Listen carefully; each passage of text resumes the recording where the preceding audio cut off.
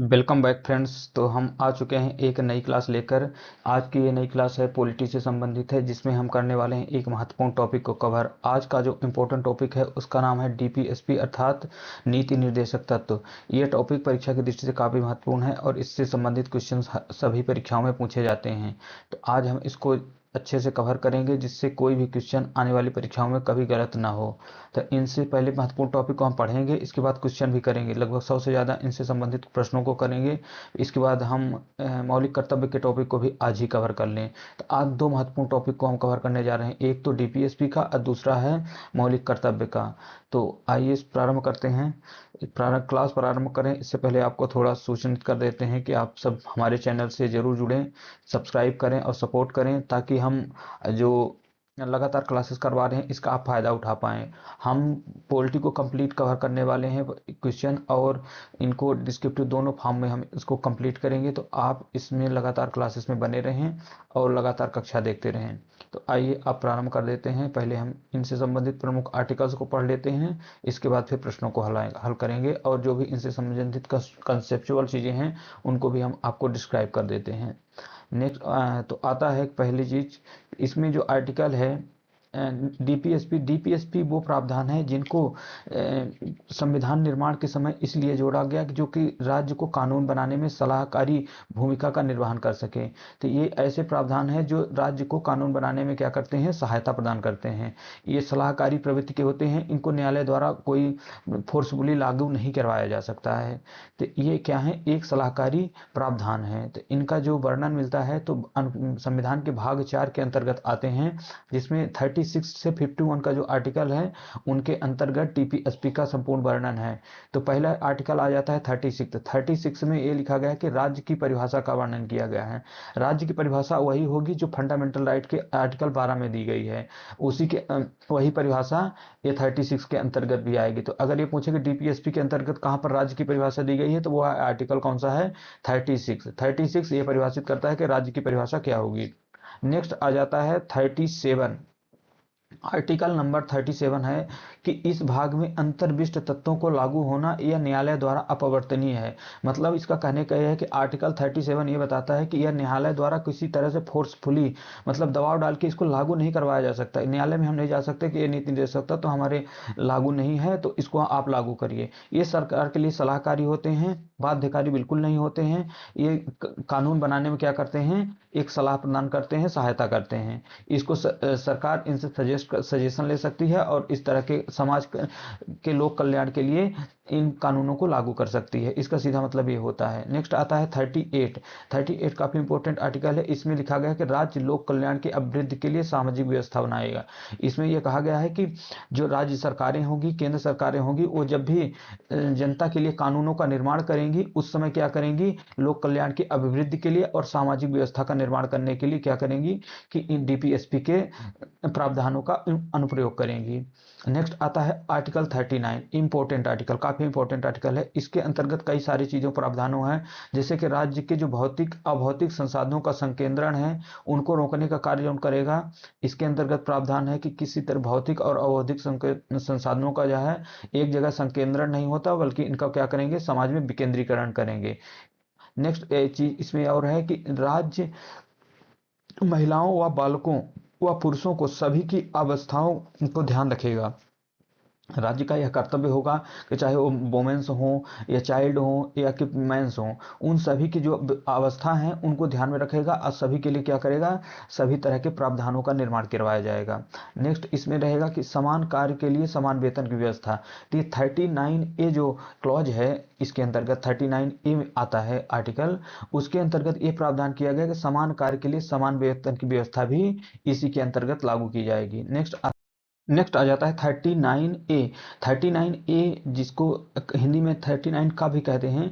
तो ये आर्टिकल जो है इसी के अंतर्गत ये उल्लेख किया गया कि समान न्याय और निःशुल्क विधिक सहायता उपलब्ध कर जाए गए। जो भी समाज में वंचित वर्ग होंगे, जिनको कि वो शुल्क का नहीं दे सकते हैं, ऐसे लोगों के लिए, चाहे महिलाएं हों या कि जो कि पिछड़े समूह के वर्ग के लोग आते हैं, उन लोगों के लिए क्या करेगी सरकार, निःशुल्क विधिक सहायता उपलब्ध करवाएगी। तो इसका उल्लेख आता है 39A के अंतर्गत या 39 49 का में। नेक्स्ट इंपॉर्टेंट आर्टिकल है 40, ग्राम पंचायत कोई गठन, जो ग्राम पंचायत जैसे कि नगरीय हो गया, ग्रामीण, इन पंचायतों का जो स्वशासन की व्यवस्था लागू की गई है वो यहीं से अभिप्रेरणा ली गई है। आर्टिकल 40 अनुच्छेद 40 के अंतर्गत, जिसमें ग्राम पंचायतों का संगठन है, ये क्वेश्चन बहुत बार पूछा गया है कि ग्राम पंचायतों का जो गठन है वो किस आर्टिकल के अंतर्गत इसका प्रावधान है, तो अनुच्छेद 40 याद रखिएगा, इसी के अंतर्गत है, ये काफी इंपॉर्टेंट आर्टिकल है। नेक्स्ट आता है 41 आर्टिकल ये कहता है कि कुछ दशाओं में काम, शिक्षा, लोक सहायता पाने का जो अधिकार है राज्य आर्थिक और शैक्षणिक दृष्टि से पिछड़े वर्गों पर विशेष ध्यान देगा।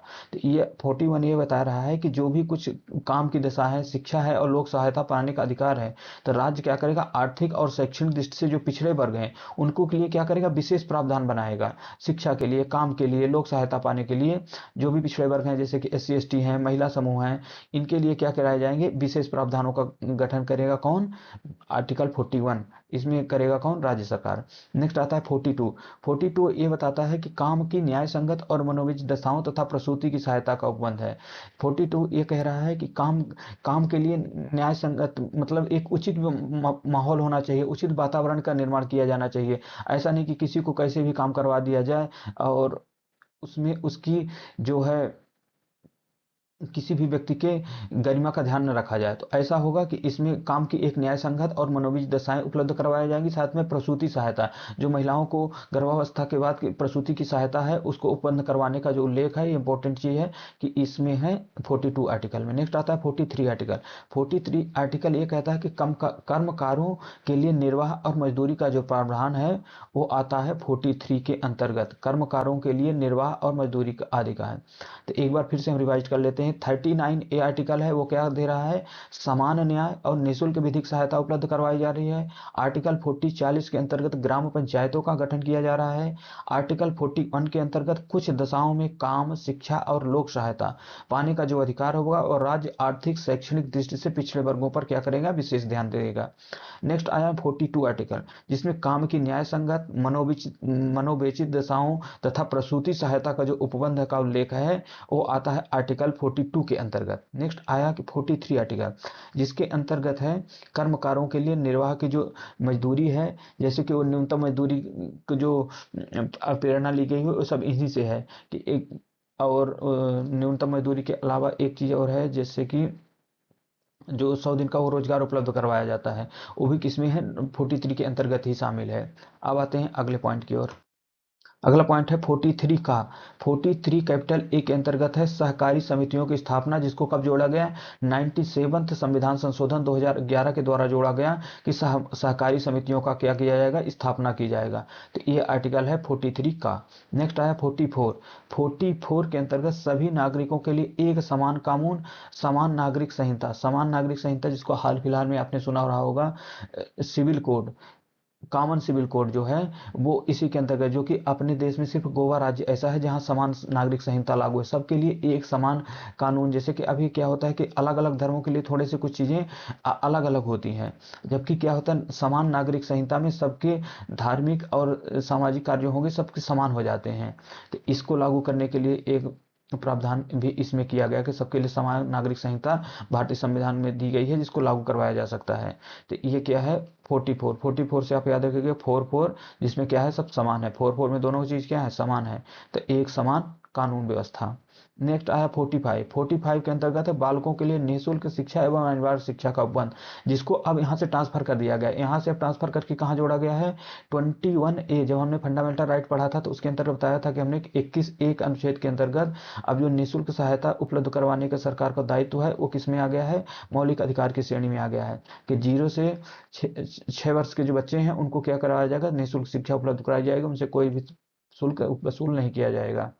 नेक्स्ट आता है 46 के अंतर्गत आएगा SC ST एवं अन्य दुर्बल वर्गों के लिए शिक्षा और अर्थ संबंधी हितों की क्या की जाएगी, अभिवृद्धि की जाएगी। तो SC ST से संबंधित कौन है 46। 45 किससे संबंधित है, निःशुल्क एवं अनिवार्य शिक्षा से। 44 क्या है, 44 में सब समान है, इसलिए इसमें कहा है समान कानून की व्यवस्था है, समान नागरिक संहिता की व्यवस्था है। अब 43 का के अंतर्गत क्या है, सहकारी समितियों की स्थापना 97 संविधान संशोधन 2011 के अंतर्गत है। अगला आर्टिकल आ जाता है 47। 47 आर्टिकल जो है इसमें है पोषण आहार स्तर और जीवन स्तर को ऊंचा करने तथा लोक स्वास्थ्य को सुधार करने का जो राज्य का कर्तव्य है उससे संबंधित सुझावों को किसमें शामिल किया गया है, आर्टिकल नंबर 47। बस दो चीजें याद रखिएगा, पोषण स्तर और जीवन स्तर को सुधारने से संबंधित प्रावधान किसमें है, आर्टिकल नंबर 47। नेक्स्ट आ जाता है 48 नंबर। 48 नंबर का आर्टिकल ये कहता है कृषि और पशुपालन से संबंधित राज्य क्या कार्य करेंगे, राज्य कैसी व्यवस्था बनाएगा लोगों के लिए, इससे संबंधित जो प्रावधानों का उल्लेख है वो है किसमें, कृषि और पशुपालन से संबंधित प्रावधानों का उल्लेख है आर्टिकल नंबर 48।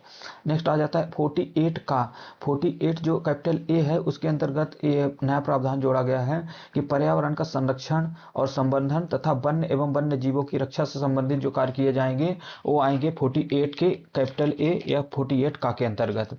नेक्स्ट आता है 49 नंबर का आर्टिकल। 49 आर्टिकल ये बताता है कि राष्ट्रीय महत्व के स्मारक, राष्ट्रीय महत्व के स्मारक ऐसे हैं जैसे कि मंदिर हैं और ताजमहल वगैरह हैं, कुतुब मीनार है, जो भी पुराने स्मारक हैं जिनका एक राष्ट्रीय महत्व रखता है उनसे संबंधित स्थानों और वस्तुओं को क्या करेंगे, संरक्षण एवं संवर्धन का जो प्रावधान किया जाएगा वो आर्टिकल नंबर 49 के अंतर्गत सम्मिलित हो जाएगा।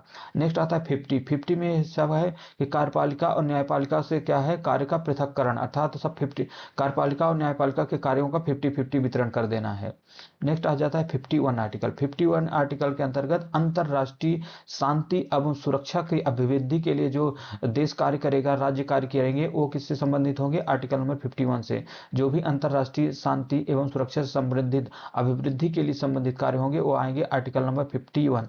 एक बार फिर से हम आप सबको रिवाइज कर देते हैं 47 से 51 तक कि 47 के अंतर्गत पोषण आहार स्तर एवं जीवन स्तर को ऊंचा करने तथा लोक स्वास्थ्य को सुधार करने का राज्य का क्या होगा, कर्तव्य होगा। 48 के अंतर्गत कृषि एवं पशुपालन से संबंधित प्रावधान है। 48 ए के अंतर्गत आ जाता है, 48 में आ जाता है कृषि और पशुपालन, जो कि 48 ए के अंतर्गत आ जाएगा पर्यावरण का संरक्षण और संवर्धन तथा वन एवं वन्य जीवों की रक्षा। नेक्स्ट आता है 49 नंबर। 49 में आ जाता है राष्ट्रीय महत्व के स्मारकों, स्थानों और वस्तुओं का संरक्षण। 50 में आ गया कार्यपालिका और न्यायपालिका के कार्यों का क्या है, इसमें 50-50 कर दिया गया, बांट दिया गया है। नेक्स्ट आया 51। 51 में अंतरराष्ट्रीय शांति एवं सुरक्षा से संबंधित जो कि राज्य सरकारों के कार्य किए जाएंगे वो संबंधित हो जाएंगे। तो ये क्या हमने 36 से 51 तक के पूरे आर्टिकल तो पढ़ लिए हैं, इनको थोड़ा थोड़ा समझ भी लिया हूँ।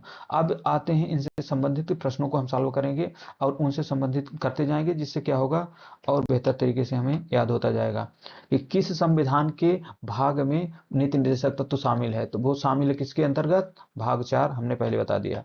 नेक्स्ट आता है कि राज्य के नीति निर्देशक तत्व किस आर्टिकल से संबंधित हैं। तो राज्य के नीति निर्देशक तत्व का उल्लेख जो है आर्टिकल नंबर 36 से 51 के बीच में किया गया है।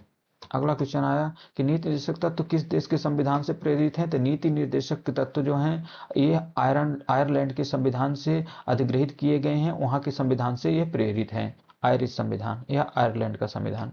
अगला आ जाता है कि राज्य के निर्देशक तत्व का मुख्य उद्देश्य क्या है।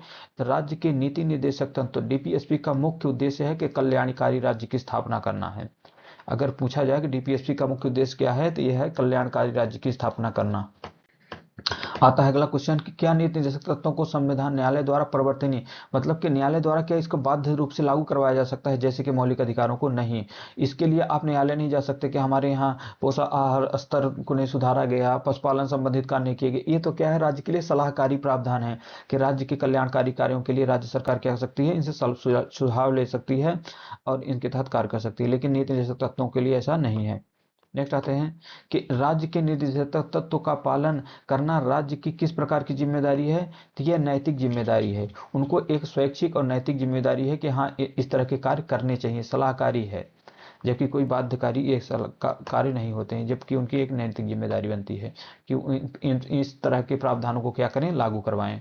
अगला आता है कि नीति निर्देशक तत्व डीपीएसपी संविधान की किस संविधान संशोधन द्वारा न्याय संगत मूल्यों से जोड़े गए। तो ये आता है 47 संशोधन 1976 में निर्देशक तत्व संविधान के संशोधन द्वारा न्याय संगत मूल्यों से जोड़े गए हैं। अगला नंबर है कि आर्टिकल नंबर 39 ए जो किससे संबंधित है। 39 का जो हमने कैपिटल ए पढ़ा था, स्मॉल ए नहीं होगा, 39 कैपिटल ए जब पूछा जाएगा तब इसका उत्तर होगा कि समान न्याय और निःशुल्क कानूनी सहायता जो है 39 कैपिटल ए के अंतर्गत क्या कराया गया, राज्य सरकार के द्वारा उपलब्ध करवाई जाएगी। आते हैं अगले प्रश्न की ओर। आर्टिकल नंबर 40 किससे संबंधित है? तो इसको तो हम बता दिए, ग्राम पंचायतों के गठन और स्थानीय सुशासन से संबंधित जो भी प्रावधान है वो किसमें है? आर्टिकल नंबर 40 से आ जाते हैं। आता है अगला क्वेश्चन कि अनुच्छेद 41 में किस विषय पर ध्यान केंद्रित किया गया? तो आर्टिकल 41 ये कहता है कि शिक्षा, रोजगार और सार्वजनिक सहायता पाने का क्या है? व्यक्ति को अधिकार है। तो एक राज्य सरकार उपलब्ध करवाएगी, सभी के लिए शिक्षा उपलब्ध करवाएगी, रोजगार उपलब्ध करवाएगी और सार्वजनिक सहायता उपलब्ध करवाएगी। अगला आता है 42 नंबर आर्टिकल ये कहता है कि न्याय संगत और मानवीय काम की स्थितियां होनी चाहिए, साथ में प्रसव की स्थिति में मातृत्व राहत सहायता भी उपलब्ध करवाई जाएगी। तो दो चीज इसमें है कि एक तो न्याय और मानवीय काम के लिए क्या होगी? न्याय संगत व्यवस्था करवाई जाएगी, साथ में प्रसव के दौरान मातृत्व सहायता उपलब्ध करवाई जाएगी। किसके अंतर्गत? 42 आर्टिकल। आते हैं अगले आर्टिकल में। आर्टिकल नंबर 43 किससे संबंधित है? आर्टिकल नंबर 43 संबंधित है मजदूरों के लिए उचित वेतन और जीवन स्तर। तो मजदूरों के संबंधित कौन सा आर्टिकल है? वो है अभी अभी मैंने पढ़ा है 43 नंबर का आर्टिकल है कि मजदूरों के लिए उचित वेतन और जीवन स्तर उपलब्ध करवाया जाएगा राज्य सरकार के द्वारा। इससे संबंधित प्रावधानों का उल्लेख है। आते हैं अगले में कि आर्टिकल नंबर 44 किससे संबंधित है? आर्टिकल नंबर 44 ये कहता है कि समान नागरिक संहिता, कॉमन सिविल कोड, सभी के लिए क्या होना चाहिए? सबके लिए एक समान कानूनों का निर्माण किया जाएगा। अब तक ऐसा कौन सा राज्य है जहां लागू किया जा चुका है? तो एकमात्र भारत का राज्य है गोवा, जहां अभी तक समान नागरिक संहिता, कॉमन सिविल कोड जो है लागू करवाया जा चुका है। आते हैं अगले में कि आर्टिकल 45 किससे संबंधित है? तो आर्टिकल 45 संबंधित है 6 वर्ष तक के बच्चों के लिए निःशुल्क एवं अनिवार्य शिक्षा से, जिसको अब वर्तमान में मौलिक अधिकार के अंतर्गत 21A के अंतर्गत भी इसमें शामिल कर दिया गया है। आते हैं नेक्स्ट कि आर्टिकल 46 का उद्देश्य क्या है? आर्टिकल 46 संबंधित है SC ST एवं अन्य कमजोर वर्गों को सामाजिक और आर्थिक उत्थान से संबंधित कार्य किए जाएंगे। जो भी पिछड़े लोग हैं जैसे SC हैं, ST हैं, अन्य कमजोर वर्ग हैं, उनको क्या करेंगे? सामाजिक और आर्थिक रूप से ऊपर लाएंगे, उत्थान करेंगे उनका। ये संबंधित प्रावधानों का जो संबंधित है वो है आर्टिकल 46। नेक्स्ट आ जाता है कि आर्टिकल 47 किससे संबंधित है? ये पोषण स्तर एवं जीवन स्तर में सुधार, शराब, नशीली दवाओं पर प्रतिबंध से संबंधित है। अगला आता है कि आर्टिकल 48 किससे संबंधित है? आर्टिकल नंबर 48 संबंधित है कृषि एवं पशुपालन का संगठन और गौ हत्या पर रोक से है। आर्टिकल 48 संबंधित है कृषि और पशुपालन का संगठन और गौ हत्या पर रोक से संबंधित है। आर्टिकल आता है 48A किस संशोधन के द्वारा जोड़ा जाता है? तो आर्टिकल 48A जो है वो 42वें संशोधन 1976 के द्वारा जोड़ा जाता है, जिसके अंतर्गत क्या है कि वन एवं वन्य जीवों की सुरक्षा से संबंधित जो प्रावधान है वो 48A के अंतर्गत शामिल है, जबकि 48 में है कृषि एवं पशुपालन तथा गौ हत्या पर रोक से संबंधित है। आते हैं अगले में कि 48A किससे संबंधित है? तो 48 संबंधित है पर्यावरण की सुरक्षा एवं वनों तथा वन्य जीवन की संरक्षण करना है। अगला आ जाता है, हो गया अभी हमने तो उसको पढ़ ही लिया है, तो इसलिए थोड़ा जल्दी जल्दी क्वेश्चनों को कर लेते हैं, कोई ज़्यादा चीज़ें इसमें समझने की है नहीं। नीति निर्देशक तत्वों का पालन सुनिश्चित करने के लिए कौन उत्तरदायी है? तो नीति निर्देशक तत्वों का पालन करने के लिए, सुनिश्चित करने के लिए यह उत्तरदायी है राज्य सरकार कि इसे लागू करना है या नहीं लागू करना है। नेक्स्ट आता है कि न्याय संगत मूल्यों और नीति निर्देशक तत्वों के बीच संतुलन कौन बनाता है? तो न्याय संगत मूल्यों और नीति निर्देशक तत्वों के बीच संतुलन बनाना एक कार्य है विधायिका का और न्यायपालिका का। नेक्स्ट आ गया नीति निर्देशक तत्वों को पालन न करने पर कोई कानूनी दंड है? कोई कानूनी दंड नहीं। अगर राज्य सरकार कोई नीति निर्देशक तत्वों का पालन नहीं कर रही तो उसके लिए कोई दंड नहीं दिया जा सकता है। अगला आ जाता है कि राज्य के नीति निर्देशक तत्व संविधान के किस अनुच्छेद में राज्य और नागरिकों के बीच संबंधों को सुनिश्चित करते हैं? तो आर्टिकल नंबर 37 संविधान के में राज्य और नागरिकों के बीच क्या है? संबंधों को सुनिश्चित करने कार्य करते हैं कि राज्य क्या करेगा? नागरिकों के कल्याण के अभिवृद्धि के लिए कार्य करवाए जाएंगे। नेक्स्ट है नीति निर्देशक तत्वों के माध्यम से राज्य किन क्षेत्रों पर जोर देता है? तो नीति निर्देशक तत्वों के माध्यम से राज्य जो है सामाजिक, आर्थिक और सांस्कृतिक कल्याण की अभिवृद्धि में क्या करेगा? योगदान देगा। अब आते हैं अगले में कि किस आर्टिकल के अंतर्गत सामाजिक और आर्थिक लोकतंत्र प्राप्त करने का उद्देश्य है? वो है आर्टिकल नंबर 38 जो सामाजिक और आर्थिक लोकतंत्र प्राप्त करने के उद्देश्य को समाहित करता है। नीति निर्देशक तत्व संविधान की किस सूची में निहित है? तो ये निहित है संविधान की संघ एवं समवर्ती सूची में। संविधान की संघ और समवर्ती सूची में इसका प्रावधान है नीति निर्देशक तत्वों का।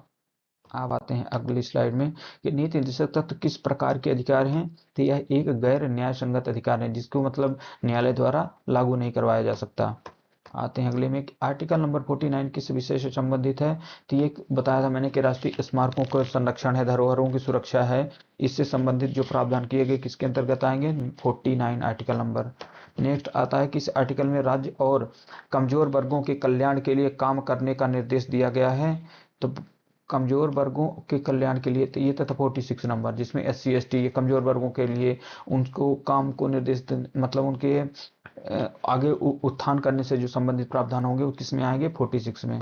नेक्स्ट आ गया कि किस जैसे कि उनके लिए क्या किया जाता है कि अलग से योजनाएं बनाई जाती हैं, अलग से कुछ ना कुछ सुविधाएं उपलब्ध करवाई जाती है, तो यही किस में है, यही तो 46 में कह रहा है।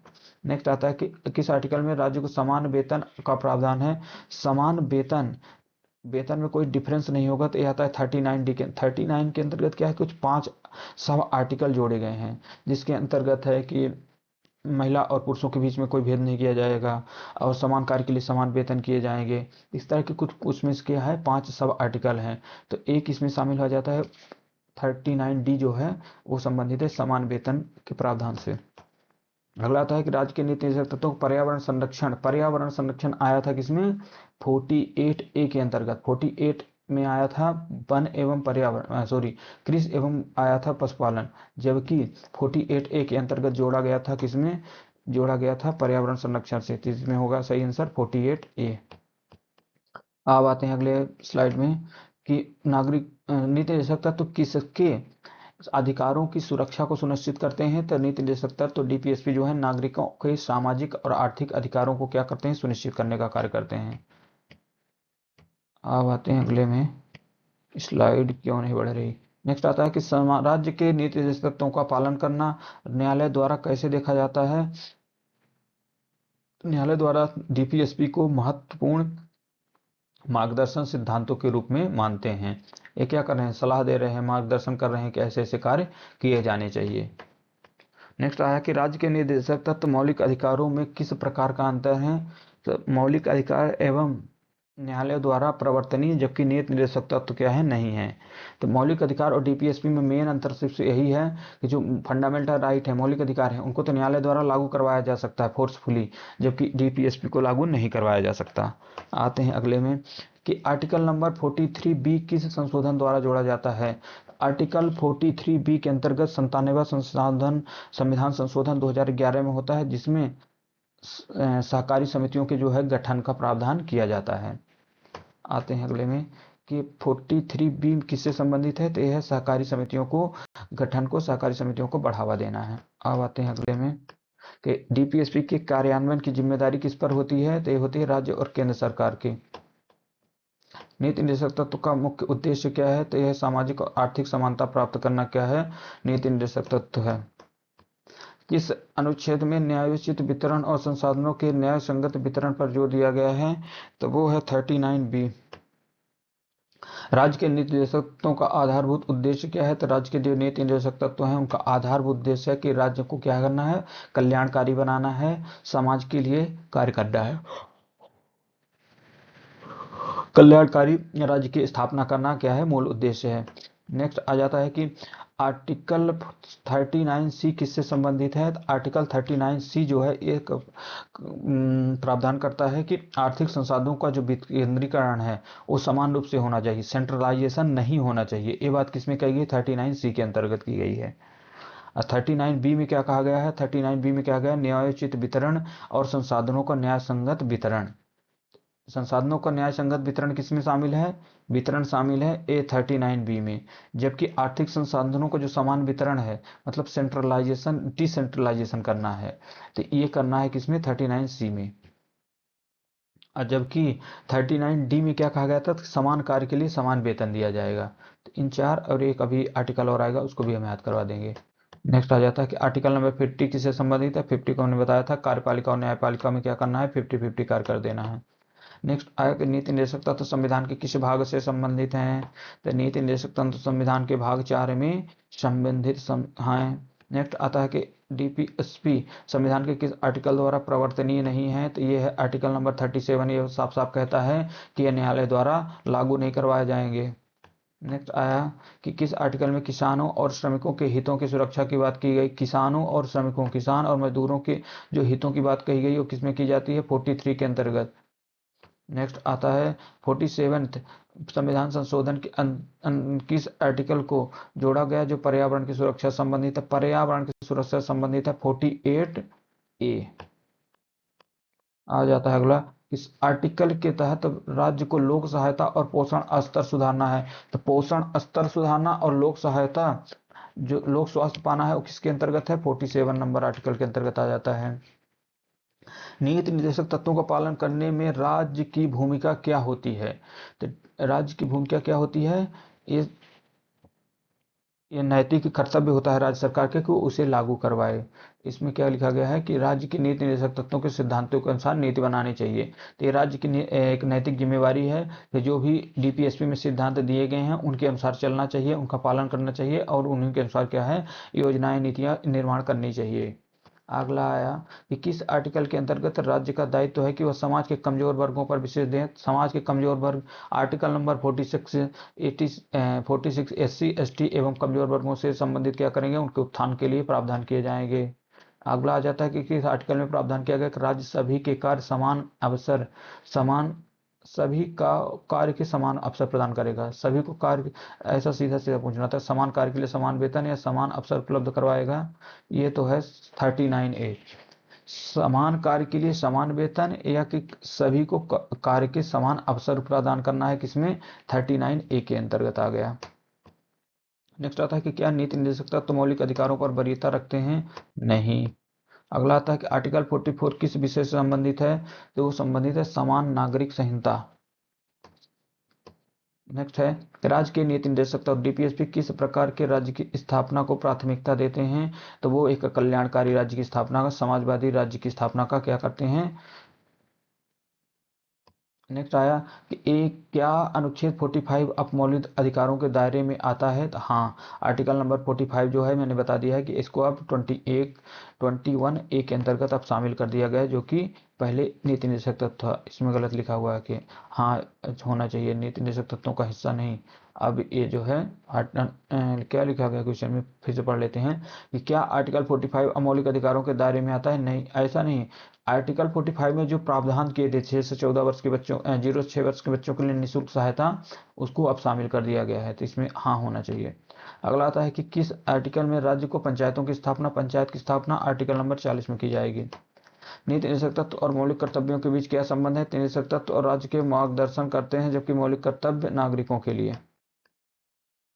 न्यायपालिका किस स्थिति में नीति निर्देशक तत्वों का अनुसरण कर सकती है, तो वह है मौलिक अधिकारों के साथ टकराव में न हो। किस आर्टिकल के तहत राज्य से अपेक्षा की जाती है कि बच्चों के लिए शिक्षा और अवसरों को बढ़ावा देगा, तो वो है आर्टिकल नंबर 45। आर्टिकल 45 के अंतर्गत किसकी सुरक्षा का प्रावधान किया गया है, आर्टिकल 48 यह प्रावधान करता है कि कृषि एवं पशुपालन से संबंधित किया गया योजनाएं निर्मित की जाएंगी सरकार के द्वारा। अगला आया कि क्या नीति निर्देशक तत्वों का अनुपालन राज्य के लिए अनिवार्य है, तो नहीं, ये राज्य के लिए अनिवार्य नहीं है। राज्य की ये विवेक की शक्ति है, विवेकाधीन की शक्ति है कि वो इसको लागू करना चाहती है या नहीं। नेक्स्ट है कि राज्य के नीति निर्देशक तत्व किस प्रकार की न्याय प्रणाली को प्राथमिकता देते हैं, तो सामाजिक न्याय की जो प्रणाली है उसको प्राथमिकता देंगे कौन, डीपीएसपी, राज्य के नीति निर्देशक तत्व। नेक्स्ट आया कि किस आर्टिकल में सार्वजनिक सहायता और शिक्षा पर जोर दिया गया है। सार्वजनिक सहायता और शिक्षा पर जोर दिया जा रहा है आर्टिकल नंबर 41। नेक्स्ट आया किस आर्टिकल के तहत बेरोजगारी, वृद्धावस्था और अन्य विकलांगों के मामलों में सहायता प्रदान करने के लिए बाध्य है, तो वो है आर्टिकल नंबर 48। इसी में तो सार्वजनिक सहायता, लोक सहायता की बात की गई, किसके अंतर्गत, आर्टिकल नंबर 41। लोक सहायता क्या होती है, जैसे किसी को बेरोजगारी में बेरोजगारी भत्ता देना, वृद्धावस्था में वृद्धा पेंशन देना, विकलांग है तो उसको में पेंशन देना, यही तो क्या है, लोक सहायता है। नेक्स्ट आ जाता है कि डीपीएसपी का पालन किस प्रकार की नीति को सुनिश्चित करता है, तो डीपीएसपी जो है समावेशी और समाजोपयोगी, समाज के लिए जो उपयोगी होगा और सबका जिसमें हित सम्मिलित होगा, ऐसे विकास को कौन सुनिश्चित करता है, वो करता है नीति निर्देशक तत्व। अब आते हैं अगले में कि किस आर्टिकल के तहत यह प्रावधान है कि राज्य आर्थिक एवं राजनीतिक सत्ता को एक समान रूप से वितरित करेगा, तो ये है संसाधनों का जो समान वितरण है उस आया है बी के अंतर्गत, आर्टिकल 39 बी के अंतर्गत यह प्रावधान किया गया है कि जो भौतिक संसाधनों का वितरण होगा वो आर्टिकल 39 बी में शामिल है। नेक्स्ट आया कि किस आर्टिकल में राष्ट्रीय स्मारकों की सुरक्षा, राष्ट्रीय स्मारकों की सुरक्षा राष्ट्रीय हित के संबंधित जो हैं स्मारक उनकी सुरक्षा का प्रावधान है, आर्टिकल नंबर 49 से संबंधित प्रावधान। नेक्स्ट है नीति निर्देशक तत्वों का पालन कैसे किया जाता है, तो निर्देशक तत्वों का जो पालन है विधायिका द्वारा कानून बनाकर किया जाता है। अगला आया कि किस आर्टिकल में न्याय और कानूनी सहायता के विषय में राज्य की भूमिका का उल्लेख है, तो ये है 39A के अंतर्गत के न्याय के लिए क्या है, निःशुल्क कानूनी सहायता उपलब्ध करवाई जाएगी राज्य की तरफ से, जो लोग शुल्क अदा नहीं कर सकते, जो भी कमजोर वर्ग के लोग हैं उनके लिए निःशुल्क सहायता 39A। आया नेक्स्ट क्वेश्चन कि नीति निर्देशक तत्वों के अनुसार राज्य को नीति निर्माण में किसका कल्याण सर्वोच्च है, तो वो समाज का जो कमजोर वर्ग है उनको उत्थान करना है, उनको आगे लाना है, यही क्या है डीपीएसपी का मेन उद्देश्य है, मेन पर्पज है। आया अगला क्वेश्चन कि किस आर्टिकल के तहत महिलाओं के लिए काम की मानवीय स्थिति सुनिश्चित की गई है कि उनको एक अनुकूल जो है परिस्थिति उपलब्ध करवाई जाएगी, काम की मनोवेचित दशा, कि उनको ऐसा नहीं होगा कोई कठोर श्रम दे दिया जाएगा, ये है काम की मानोवेचित दशा उपलब्ध करवाने का जो संबंधित है वो आर्टिकल नंबर 42 से संबंधित प्रावधान है। आते हैं अगले क्वेश्चन में कि किस आर्टिकल में पोषण स्तर को सुधारने एवं सार्वजनिक स्वास्थ्य की देखरेख का निर्देश दिया जाता है, तो वो है आर्टिकल नंबर 47, जिसमें क्या है पोषण स्तर और जीवन स्तर को क्या है सुधारने से संबंधित जो प्रावधानों का उल्लेख किया जाएगा वो है आर्टिकल नंबर 47 के अंतर्गत। नेक्स्ट आता है कि किस आर्टिकल में सहकारी समितियों को बढ़ावा देने का प्रावधान, सहकारी समितियों को गठन करना, उनका बढ़ावा देना, संचालन करना, ये संबंधित है आर्टिकल नंबर 43 और बी से। नेक्स्ट आया कि नीति निर्देशक तत्वों का मुख्य लक्ष्य क्या है, नीति निर्देशक का जो टारगेट है वो मुख्य रूप से क्या है, सामाजिक आर्थिक और राजनीतिक न्याय उपलब्ध करवाना ही डीपीएसपी का मेन लक्ष्य है। क्या नीति निर्देशक तत्व संसद को कानून बनाने की प्रक्रिया को प्रभावित करते हैं, हाँ बिल्कुल क्या करते हैं, वो कानून बनाते समय इस सलाह उपलब्ध करवाते हैं, प्रेरित करते हैं कि कानून कैसे बनाए जाने चाहिए। तो हाँ राज्य की जो नीतियां और कानूनों में इन्हीं तत्वों के अनुरूप बनाया जाता है। नेक्स्ट आता है कि राज्य के नीति निर्देशक तत्वों का संबंध किससे है, तो यह है सरकार की सामाजिक और आर्थिक जो भी नीतियां बनाई जाएंगी उनसे संबंधित जो भी प्रावधान होंगे वो शामिल किए जाएंगे।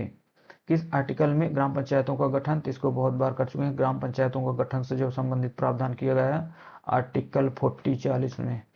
नेक्स्ट आया कि किस आर्टिकल में संविधान का लक्ष्य उद्देश्य जीवन स्तर को सुधारना, काम की न्याय संगत परिस्थितियां सुनिश्चित करना, तो जीवन स्तर पोषण स्तर सुधारना ये तो 47 में है, लेकिन काम की जो न्याय संगत व्यवस्था है वो तो संबंधित है 43 से, जबकि जबकि जीवन स्तर और पोषण स्तर को सुधारने की अगर बात की जाएगी तो वो है 47 में। तो नीति निर्देशक तत्वों का सबसे महत्वपूर्ण सिद्धांत क्या आता है, तो नीति निर्देशक तत्वों का सबसे महत्वपूर्ण सिद्धांत है कि समाज के सभी वर्गों का अंत्योदय मतलब अंतिम व्यक्ति तक का उदय किया जाएगा, सभी वर्गों का कल्याण और किया जाएगा। एक तो आया आर्टिकल 46 किस वर्ग के उत्थान संबंधित है, तो आर्टिकल 46 को बहुत बार पढ़ा हमने कि एससी एसटी एवं कमजोर वर्गों से संबंधित जो भी हैं प्रावधान उनको लागू करवाए जाएंगे। नेक्स्ट आता है किस आर्टिकल में राज्य को नशा मुक्ति के प्रयास करने का निर्देश है, तो वो है आर्टिकल 47।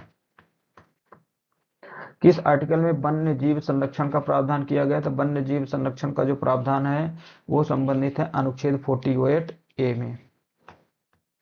नीति निर्देशक तत्व संविधान के किस देश के मॉडल से लिए गए हैं, तो वो है आयरिश देश का संविधान, आयरलैंड का संविधान जिसके संविधान से प्रेरित है। नेक्स्ट है किस आर्टिकल में राज्य को न्यायपालिका को कार्यपालिका से अलग करना है, न्यायपालिका और कार्यपालिका के जो कार्यों का है इनको बंटवारा कर दिया गया, 50-50 कार्य कर दिया गया, किसमें आर्टिकल नंबर 50 में। नेक्स्ट है नीति निर्देशक तत्वों में आर्थिक असमानताओं को कम करने, आर्थिक असमानताओं को कम करने 39C में संबंधित है, 38 में नहीं है, 39 का जो सी है वो राज्य के आर्थिक असमानताओं को कम करने के क्या है संबंधित प्रावधान किए गए हैं। अगला था कि किस आर्टिकल में यह प्रावधान है कि राज्य महिला और बच्चों के स्वास्थ्य की रक्षा करेगा, तो महिला एवं बच्चों की स्वास्थ्य से जो रक्षा करने से संबंधित प्रावधान किए गए वो है 39 से ई में है। आर्टिकल नंबर 43A किससे संबंधित है, आर्टिकल 43A जो संबंधित है वो संबंधित है उद्योगों में श्रमिकों की भागीदारी से।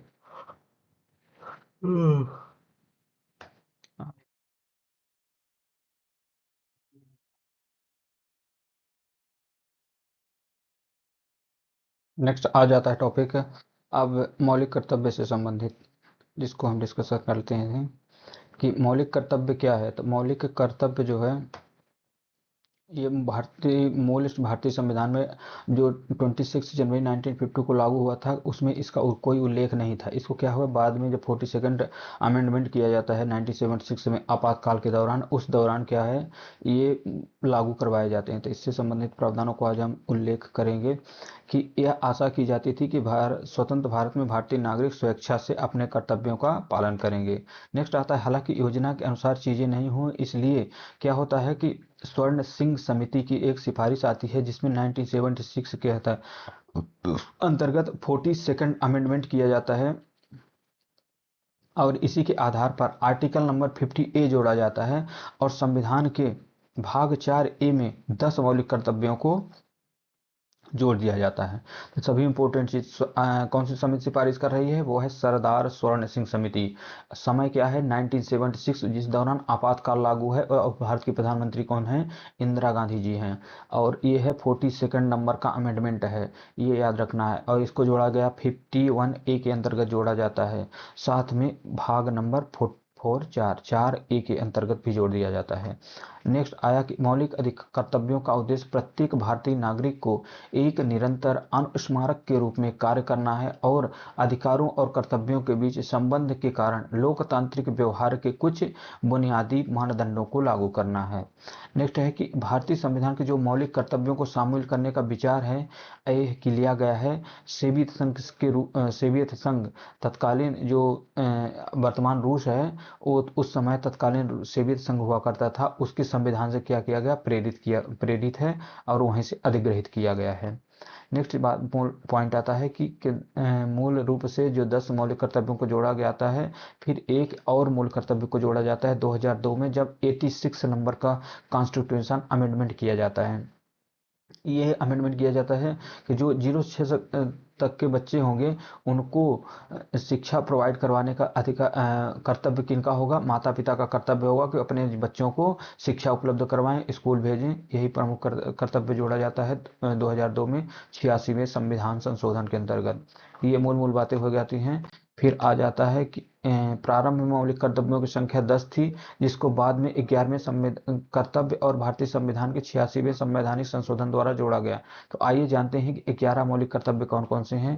तो 11 में से पहला मौलिक कर्तव्य जो होता है, प्रथम कर्तव्य यह है कि समस्त भारतीय नागरिकों को संविधान का आदर और सम्मान करना होगा। पहला कर्तव्य क्या है कि संविधान का आदर और सम्मान करना है, साथ ही उसको सर्वमान्य मानकर उसका पालन करना होगा कि इसके साथ ही तिरंगा और राष्ट्रगान का आदर सम्मान है। किन किन चीजों के आदर सम्मान की बात कही गई है पहले नंबर के कर्तव्य में, कि संविधान का पहले आदर सम्मान करना है, दूसरी बात करना है तिरंगा और राष्ट्रगान का क्या है, आदर सम्मान करना है, और संविधान को सर्वोच्च मानना है और उसका पालन करना है। तो ये हो जाता है पहला नंबर के मौलिक कर्तव्य। दूसरा नंबर का मौलिक कर्तव्य क्या है, दूसरा नंबर का मौलिक कर्तव्य है कि जिन गौरवपूर्ण व्यक्तियों ने कार्यों में आजादी दिलवाई है, भारतीय स्वतंत्रता संग्राम में जिन्होंने अपना बलिदान दिया है, उनके प्रति आदर व सम्मान प्रकट करना है। जिन लोगों की वजह से, जैसे भगत सिंह है, महात्मा गांधी है, मतलब अनेकों क्रांतिकारी राजनेता जिन्होंने भारतीय स्वतंत्रता संग्रामों में क्या किया है, अपने शहीद हुए हैं, बलिदान दिया है, तो उनके क्या करेंगे, हम उनको आदर और सम्मान प्रकट करेंगे उनके प्रति। तो ये बात हो गई आदर सम्मान किन में प्रकट करना है, शहीदों पर। किस पर, नंबर 2 में। और नंबर 3 आता है कि राष्ट्र की एकता, अखंडता और संप्रभुता की रक्षा और उसका आदर एवं गौरवपूर्ण सम्मान करना है, ये आ जाता है नंबर 3 में। नंबर 3 के अंतर्गत आता है कि राष्ट्र की एकता, अखंडता, संप्रभुता की रक्षा करना और उसका आदर करना, ये गौरवपूर्ण सम्मान प्रकट करना, ये किसमें आएगा, नंबर 3 मौलिक कर्तव्य के अंतर्गत। फिर है मौलिक कर्तव्य नंबर 4, जिसके अंतर्गत आता है राष्ट्र की विचारधारा और राष्ट्र के आदर्श मूल्यों की रक्षा करना है। राष्ट्र की जो मूल विचारधारा है, राष्ट्र के आदर्श हैं, उनके मूल्यों की जो रक्षा करना है, किनका, हमारा ये कर्तव्य होता है। ये नंबर 4 का हो गया मौलिक कर्तव्य। फिर पांचवा मौलिक कर्तव्य हो जाता है कि भारतीय संस्कृति का संरक्षण कर उसे बढ़ावा देना है, भारतीय संस्कृति की रक्षा करना है। जैसे हमारे त्योहार हैं, पर्व हैं, रहन सहन, नृत्य, जो भी चीज़ें हैं उन सभी संस्कृतियों की क्या करना है, उनको धरोहरों को बनाए रखना है, संजोए रखना है। नेक्स्ट आया कि 6 नंबर, जिसमें प्रत्येक नागरिक को एक समान आदर सम्मान देना होगा व उनको प्राप्त अधिकारों का सम्मान करना होगा। 7 नंबर में है कि प्राकृतिक संपदा का संरक्षण करना है और उसकी वृद्धि एवं उन अनेकों प्रयत्न करने हैं। प्राकृतिक संपदा जो भी है, जैसे कि खनिज संसाधन है, जल संसाधन है, जो इन संसाधनों की क्या करना है, हमें संरक्षण करना है, उनका सुरक्षित करना है। अगला आता है नंबर 8, 8वां जो मौलिक कर्तव्य है कि वैज्ञानिक मापदंडों को अपनाना है और वैज्ञानिक दृष्टिकोण को क्या करना है, विकसित करना है। राष्ट्र के विकास हेतु नवीन ज्ञान के क्षेत्र में वृद्धि करना है। ये नंबर 8वां मौलिक कर्तव्य हो गया। 9वां मौलिक कर्तव्य आता है कि भारतीय सार्वजनिक संपत्ति की प्रत्येक परिस्थिति में रक्षा करना। सार्वजनिक संपत्ति कौन सी है, जैसे कोई सरकारी संपत्ति है, कोई सरकारी भवन है, अस्पताल है, थाने हैं, पुलिस स्टेशन है, रेलवे स्टेशन है, जो भी सब चीज़ें हैं सार्वजनिक जो सरकारी चीज़ें हैं, उन संपत्तियों को क्या करना है, सुरक्षित करना है, उनको नुकसान नहीं पहुंचाना है, उनको रक्षा करना है। और 10वां है कि राष्ट्र के विकास हेतु सामाजिक कार्यों में अपना योगदान देना है, कि हमें समाज को क्या करना है, विकास के लिए, राष्ट्र के विकास के लिए सामाजिक कार्यों में अपना योगदान दे देना है। 11वां और अंतिम मौलिक कर्तव्य होता है कि प्रत्येक माता पिता का यह दायित्व होगा कि अपने बच्चों को प्राथमिक निःशुल्क शिक्षा 6 से 14 वर्ष तक क्या करना, प्रदान करना है। जब भी बच्चे 6 से 14 वर्ष के बीच रहेंगे तो उनका कर्तव्य है माता पिता का कि उनको पढ़ाएंगे, उनको शिक्षा उपलब्ध करवाएंगे। अब आते हैं प्रश्नों को, प्रश्नों के माध्यम से इनको करेंगे तो ज़्यादा अच्छे से हो पाएगा। अभी हमने इनको तो एक बार रफली देख लिया है। अब आते हैं प्रश्न कि मौलिक कर्तव्यों को संविधान के किस भाग में जोड़ा जाता है, तो भाग है 4 का के अंतर्गत। तो 4A के अंतर्गत जो है मौलिक कर्तव्यों को जोड़ा जाता है। अगला क्वेश्चन है कि मौलिक कर्तव्य संविधान के किस अनुच्छेद में है, तो अनुच्छेद है 51A। 51A के अंतर्गत मौलिक कर्तव्यों को संविधान के अनुच्छेद में जोड़े जाते हैं। नेक्स्ट आया कि संविधान के कर्तव्य संविधान के किस संशोधन जोड़े गए, तो है 42nd संशोधन 1976 के अंतर्गत मौलिक कर्तव्यों को संविधान में जोड़े जाते हैं। मौलिक कर्तव्यों की संख्या मूल रूप से कितनी थी, तो वो थी 10। अगला आया कि वर्तमान में मौलिक कर्तव्यों की संख्या कितनी है, तो वो है वर्तमान में मौलिक कर्तव्यों की संख्या 11 है। नेक्स्ट है किस वर्ष मौलिक कर्तव्यों को 11वां कर्तव्य जोड़ा गया, तो 11वां मौलिक कर्तव्य जोड़ा जाता है 2002 में, जिसमें क्या हो 86 नंबर का संशोधन किया जाता है। वो होता है क्या, 6 से 14 वर्ष के बच्चों को शिक्षा उपलब्ध करवाना माता पिता का कर्तव्य है। अगला क्वेश्चन है मौलिक कर्तव्यों की प्रेरणा संविधान से ली गई, तो मौलिक कर्तव्यों की जो प्रेरणा है हमने किससे ली है, सोवियत संघ से अर्थात रसिया से ली है, रूस के संविधान से यह प्रेरणा हमने ली है, यूएसएसआर सोवियत संघ रूस। नेक्स्ट है कि मौलिक कर्तव्य की सिफारिश किसने की थी, तो मौलिक कर्तव्यों को करने की जो सिफारिश की गई थी वो की गई थी सरदार स्वर्ण सिंह समिति की तरफ से की गई थी 1976 में, इंदिरा गांधी के द्वारा फिर लागू करवाए जाते हैं। नेक्स्ट आया कि मौलिक कर्तव्य किस संशोधन द्वारा 11 किए गए, तो वो संशोधन था 86 नंबर का 2002 में किया गया। 86वां संविधान संशोधन 2002, उस समय प्रधानमंत्री थे अटल बिहारी वाजपेयी जी। अगला आया कि मौलिक कर्तव्यों का पालन किस पर लागू होता है, तो मौलिक कर्तव्यों का जो पालन करना है उस सभी भारतीयों पर लागू होता है। नेक्स्ट आया कि किस आर्टिकल में संविधान का पालन और आदर करना मौलिक कर्तव्य बताया गया, संविधान का पालन करना है, उसका आदर करना है, ये तो सबसे पहला वाला ही जो मौलिक कर्तव्य था उसी में बता दिया गया कि हमको संविधान का पालन करना है, राष्ट्र ध्वज का, तिरंगे का सम्मान करना है और क्या करना है, संविधान को सर्वोच्च मानना है। ये तो पहले में ही कह दिया गया था। अब फिर आता है अगला कि किसमें मौलिक कर्तव्य के तहत राष्ट्र ध्वज और राष्ट्रगान का सम्मान, राष्ट्र ध्वज और राष्ट्रगान का सम्मान भी किसमें है, ये पहले वाले में ही है।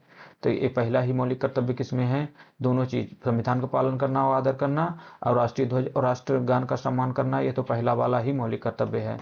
अब आते हैं अगले में कि भारत की संप्रभुता, एकता और अखंडता की रक्षा करना, ये तो आया है दूसरे नंबर में, तीसरे नंबर का जो मौलिक कर्तव्य है उसमें आता है भारत की संप्रभुता, एकता और अखंडता की क्या करना है, हमें रक्षा करना है और उसको बनाए रखना है। दूसरे में तो वो था कि जो भी स्वतंत्रता संग्राम में बलिदान दिए हैं उनके प्रति क्या करना है, हमें सम्मान प्रकट करना है, तो वो होता है दूसरा मौलिक कर्तव्य। तो इनको आप ABCD में भी आ सकते हैं, 1 2 3 के क्रम में भी याद रख सकते हैं और काका काका, मेरे हिसाब से इसको 1 2 3 के क्रम में याद रखिएगा, बाद में जो भी ऑप्शन में दिखे उस हिसाब से आप सेट कर लेंगे। नेक्स्ट आया कि संविधान का पालन, उसके आदर्शों संस्थाओं का सम्मान करना है। ये किसके तहत है? तो ये भी पहले है कि संविधान का पालन करना है, उसके आदर्शों संस्थाओं पर सम्मान प्रकट करना है, राष्ट्रगान का सम्मान करना है, तिरंगा का सम्मान करना है। नेक्स्ट है स्वतंत्रता संग्राम के आदर्शों का सम्मान करना है, जो भी लोग बलिदान दिए हैं उनके प्रति हमें सम्मान प्रकट करना है। ये किस में है? ये है दूसरा मौलिक कर्तव्य, अर्थात ये तो बी नंबर का है। आर्टिकल नंबर बी 51 का जो बी है उसी के अंतर्गत ये शामिल है। नेक्स्ट आया भारत की संप्रभुता, एकता और अखंडता की रक्षा करना। इसको तो हमें भी पढ़नी है कि जो सी नंबर का, तीसरे नंबर का जो है भारत मौलिक कर्तव्य, उसी में भारत की संप्रभुता, एकता, अखंडता, तीन शब्द याद रखिए। संप्रभुता, एकता और अखंडता किससे संबंधित है? तीन से। अगला आ जाता है देश की रक्षा के लिए तैयार रहना, राष्ट्र की सेवा करना। किस आर्टिकल से संबंधित है? तो देश की रक्षा के लिए तैयार रहना है, राष्ट्र की सेवा करना है। ये तो संबंधित है दूसरे नंबर से, बी से संबंधित है, सॉरी डी से संबंधित है। देश की रक्षा के लिए तैयार रहना है और राष्ट्र की सेवा में तत्पर रहना है। जरूरत पड़ने पर क्या करना है? देश के लिए शहीद भी होना है, बलिदान भी देना है। ये किससे संबंधित है? तो ये नंबर आता है 4। 4 नंबर में देश के लिए तैयार रहना है और राष्ट्र की सेवा करना है। अगला आ जाता है किस मौलिक कर्तव्य में भाईचारे की भावना को बढ़ावा देने का प्रावधान किया गया? तो भाईचारे के जो भावना को बढ़ाना है ये संबंधित किया गया है 5वें नंबर में। 5वां मौलिक कर्तव्य है, इसी के अंतर्गत शामिल किया जाता है। नेक्स्ट है कि किस मौलिक कर्तव्य में महिला गरिमा और सम्मान का संरक्षण है? महिलाओं के प्रति महिला गरिमा और उनका सम्मान करना है। ये किससे संबंधित है? ये भी 5वें में। 5वें में दो चीज शामिल है, एक तो भाईचारे की भावना बढ़ाना है, लड़ाई झगड़ा नहीं करना है। दूसरा है कि महिलाओं की गरिमा और उनका भी सम्मान का संरक्षण करना है। अब आते हैं अगले में, किसके अंतर्गत? प्राकृतिक पर्यावरण और संरक्षण। तो प्राकृतिक पर्यावरण और संरक्षण जो संबंधित है, ये संबंधित है 7 नंबर से संबंधित है। मतलब 7 में देखते हैं कौन सा आता है, जी आता है, जी 7 नंबर में आता है। तो प्राकृतिक पर्यावरण और संरक्षण से मौलिक कर्तव्य किसे शामिल है? तो इसको आप नंबर ही याद रखिए, ज्यादा अच्छा रहेगा। फिर आता है वैज्ञानिक दृष्टिकोण और मानवतावाद की खोज की भावना को बढ़ाना है। 8वें नंबर के वैज्ञानिक, आर्ट से संबंधित है। आठ आर्ट ऐसे याद करके रखिएगा कि जो वैज्ञानिक दृष्टिकोण है, वैज्ञानिक अप्रोच है, उसको मानवतावाद और खोज को बढ़ावा देना है, जिससे कि मानव का कल्याण हो सके। ये संबंधित है 8वें नंबर में। 8वें नंबर पर आता है एच। नेक्स्ट आया सार्वजनिक संपत्ति की सुरक्षा करना है। तो सार्वजनिक संपत्ति की जो सुरक्षा का मैंने प्रावधान बताया था, ये बताया था 9वें नंबर में। तो 9वें में क्या आता है? 9वें में आई आता है, तो 9वें में आ जाएगा आई। नेक्स्ट आया 10वां, सॉरी, सार्वजनिक संपत्ति को नुकसान ना पहुंचाना। किस में है? तो सार्वजनिक संपत्ति को नुकसान नहीं पहुंचाना है, ये भी तो उसी में ना आएगा, 9वें नंबर अर्थात आई में ही आएगा। नेक्स्ट आया अनुशासन और उत्कृष्टता की भावना को बढ़ावा देना है। अनुशासन और उत्कृष्टता की जो भावना को बढ़ावा देना है, ये संबंधित है 10वें नंबर से, कि अनुशासित रहना है और उत्कृष्टता को बढ़ावा देना है। ये 10वें नंबर जे से संबंधित है। किस मौलिक कर्तव्य में माता पिता को 6 से 14 वर्ष के बच्चों को शिक्षा देने का निर्देश दिया गया? तो ये तो अंतिम वाला है, 11वें नंबर का, जो कि बाद में जोड़ा जाता है 2002 में 86वें संविधान संशोधन के द्वारा। अब आते हैं अगले में कि 11वां मौलिक कर्तव्य किससे संबंधित है? तो 11वां संबंधित है 6 से 14 वर्ष के बच्चों को शिक्षा प्रदान करने से संबंधित है। ये माता पिता का कर्तव्य होगा कि वो 6 से 14 वर्ष के बच्चों को शिक्षा उपलब्ध करवाएंगे। नेक्स्ट आया मौलिक कर्तव्य प्रवर्तनीय है या नहीं? तो नहीं, मौलिक कर्तव्य क्या है? प्रवर्तनीय नहीं है। ये भी नीति निर्देशक तत्वों के कौन मौलिक कर्तव्यों का पालन करता है? सबके सब थोड़ी 6 से 14 वर्ष के बच्चों को पढ़ाते हैं, कुछ लोग नहीं भी पढ़ाते हैं, कुछ लोग राष्ट्रगान राष्ट्रगीत का सम्मान नहीं भी करते। तो ये क्या है? ये तो स्वैच्छिक है, स्वविवेक पर है कि आप करते हैं या नहीं करते हैं। इसको न्यायालय द्वारा प्रवर्तनीय नहीं करवाया जा सकता। नेक्स्ट आया कि किस आर्टिकल में कहा गया है कि हर नागरिक देश की रक्षा के लिए कार्य करेगा? तो सभी नागरिक क्या करेंगे? देश की सुरक्षा के लिए जब भी आवश्यकता पड़ेगा, आह्वान किए जाने पर अपनी प्राणों का न्यौछावर कर देंगे। ये संबंधित है 4 नंबर में, चौथे नंबर में आता है। अगला आया कि मौलिक वैज्ञानिक दृष्टिकोण को बढ़ावा देने का संबंधित, वैज्ञानिक दृष्टिकोण मतलब आर्ट से संबंधित है। तो आर्ट को हमने बताया था 8वें नंबर में। आता है अगला प्राकृतिक संसाधनों की रक्षा करना है, सुधार करना है। किससे संबंधित है? प्राकृतिक संसाधनों की जो सुरक्षा है, वनों का है और नदी नाले, इन सबको सुरक्षित करना है। ये संबंधित है सब 7वें नंबर से। नेक्स्ट आते हैं कि 51A में भाईचारे की बढ़ावा देना है, भाईचारे का बढ़ावा देना है और महिलाओं की जो गरिमा है उनका संरक्षण, सम्मान की संरक्षण करना है। ये संबंधित सब 5वें नंबर से। पांचवा जो मौलिक कर्तव्य है ये संबंधित है भाईचारे की भावना और महिलाओं की गरिमा से संबंधित। नेक्स्ट आया कि मौलिक कर्तव्यों की प्रकृति कैसी है, तो यह एक नैतिक है कि अपने स्वैच्छिक स्वविवेक पर है कि आप इसका पालन करना चाहते हैं या नहीं करना चाहते हैं। क्या मौलिक कर्तव्यों का उल्लंघन होने पर कोई दंड है, कोई दंड नहीं है। नेक्स्ट आया कि मौलिक कर्तव्यों का उद्देश्य क्या है, इनका उद्देश्य है कि नागरिकों में नैतिक और सामाजिक जिम्मेदारी को विकसित करना है। आपको क्या करना है, नैतिक रूप से अच्छा बनाना है, सामाजिक व्यक्ति बनाना है, यही इसका क्या है पर्पस है। नेक्स्ट आया कि किस मौलिक कर्तव्य में राष्ट्रध्वज और राष्ट्रगान का सम्मान है, तो राष्ट्रध्वज राष्ट्रगान का सम्मान करना है, संविधान का सम्मान करना है, ये तो पहले वाला ही मौलिक कर्तव्य है। आते हैं अगली स्लाइड में। किस मौलिक कर्तव्य में स्वतंत्रता संग्राम के आदर्शों का सम्मान करने का निर्देश दिया गया है, तो स्वतंत्रता संग्राम के आदर्शों का जो सम्मान करना है वो शामिल है दूसरे नंबर में मौलिक कर्तव्य से। नेक्स्ट आया क्या मौलिक कर्तव्य न्यायालय द्वारा लागू करवाए जा सकते हैं, नहीं, न्यायालय द्वारा लागू नहीं करवाए जा सकते हैं। आर्टिकल 51G पर्यावरण की रक्षा से संबंधित है, हाँ ये तो बात सही है। जो सातवें नंबर का मौलिक कर्तव्य है वही तो पर्यावरण की रक्षा से संबंधित है, नदी नालों से संबंधित है, वन पर्यावरण से सुरक्षित है, तो ये तो है प्राकृतिक पर्यावरण की सुरक्षा संबंधित है सातवें नंबर का। नेक्स्ट है कि किस मौलिक कर्तव्य में माता पिता की शिक्षा की जिम्मेदारी, तो माता पिता शिक्षा कराएंगे बच्चों को 6 से 14 वर्ष तक, ये किसमें है, तो अंतिम वाला है 11वें नंबर का। नेक्स्ट आया किस आर्टिकल में वैज्ञानिक दृष्टिकोण है 8वें नंबर। दोस्तों हाँ, अब वही क्वेश्चन बार बार रिपीट हो रहे हैं तो उनको जल्दी जल्दी में पढ़ देता हूँ। मौलिक कर्तव्य संविधान किस अमेंडमेंट के द्वारा जोड़े जाते हैं, तो वह संविधान का संशोधन था 42nd अमेंडमेंट 1976 आपातकाल का समय। नेक्स्ट आता है कि किस आर्टिकल में सार्वजनिक संपत्ति को सुरक्षित करना है, सार्वजनिक संपत्ति की किसी को नुकसान नहीं पहुंचाना है, जो भी सरकारी चीजें हैं उनको वो आता है 9th नंबर के आर्टिकल से। नेक्स्ट आया 6 से 14 वर्ष के बच्चों को शिक्षा का अधिकार है, किससे संबंधित है, शिक्षा का अधिकार संबंधित है 51A के 11वें नंबर में। नेक्स्ट आते हैं संविधान के प्रति निष्ठा और उसका सम्मान करना है, ये तो पहला ही है। नेक्स्ट आते हैं अब कि महिला गरिमा का आदर और उसका संरक्षण, महिलाओं की गरिमा का आदर और संरक्षण करना है, भाईचारे की भावना बढ़ावा देना है, ये आता है 5th नंबर का मौलिक कर्तव्य। संविधान में मौलिक कर्तव्यों की प्रकृति क्या है, संविधान में मौलिक कर्तव्यों की प्रकृति है कि नैतिक और सामाजिक जिम्मेदारी। नेक्स्ट आता है संविधान के आर्टिकल 51A में माता पिता को किस उम्र के बच्चों को शिक्षा देना अनिवार्य है। नेक्स्ट आया 6 से 14 वर्ष तक। अगला क्वेश्चन है कि क्या मौलिक कर्तव्य नागरिकों पर लागू होते हैं या सरकार पर, तो यह है नागरिकों पर लागू है, नागरिकों का काम है कि वो मौलिक कर्तव्यों का पालन करें, ना कि राज्य सरकार का कि वो लागू करवाए। नेक्स्ट आया कि मौलिक कर्तव्यों में नागरिकों के लिए एक मुख्य प्राथमिकता क्या है, देश की संप्रभुता एकता और अखंडता की रक्षा करना, ये इसका मेन प्राथमिकता है कि देश की जो संप्रभुता एकता अखंडता है उसका वर्चस्व बना रहे, उसमें कोई गिरावट ना आए।